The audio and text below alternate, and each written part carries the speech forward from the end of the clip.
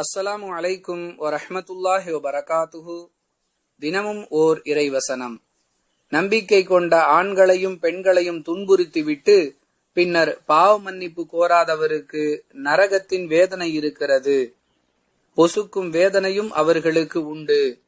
திருக்குர்ஆன் அல்-புரூஜ் 85வது அத்தியாயம் 10வது வசனம். அன்புள்ள சகோதர சகோதரிகளே, அல்லாஹுவுக்கு ஆற்ற வேண்டிய கடமைகளில் நாம் ஒருவேளை குறை செய்து விட்டாலும் அல்லாஹ் நாடினால் அவற்றை மன்னிக்க கூடியவனாக இருக்கிறான். மாறாக சக மனிதர்களுக்கு நாம் செய்யக்கூடிய தொந்தரவு அல்லாஹ்விடம் நமக்கு கடும் தண்டனையை பெற்று தரக்கூடியதாக இருக்கிறது. நம்மையும் அறியாமல் நம்மோடு வாழக்கூடிய சக மனிதர்களுக்கு ஏதேனும் தொந்தரவு கொடுத்து விட்டால் அவற்றிற்காக அவர்களிடம் மன்னிப்பு கோருவது அதற்குரிய பரிகாரமாக ஆகிவிடுகிறது.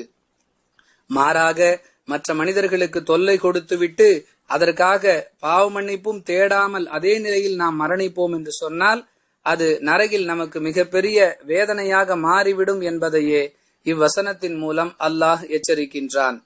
புரிந்து நடந்து கொள்வோம். வாஹிரு தஅவானா அனில் ஹம்துலில்லாஹி ரப்பில் ஆலமீன். அஸ்ஸலாமு அலைக்கும் வரஹ்மத்துல்லாஹி வபரகாத்துஹு.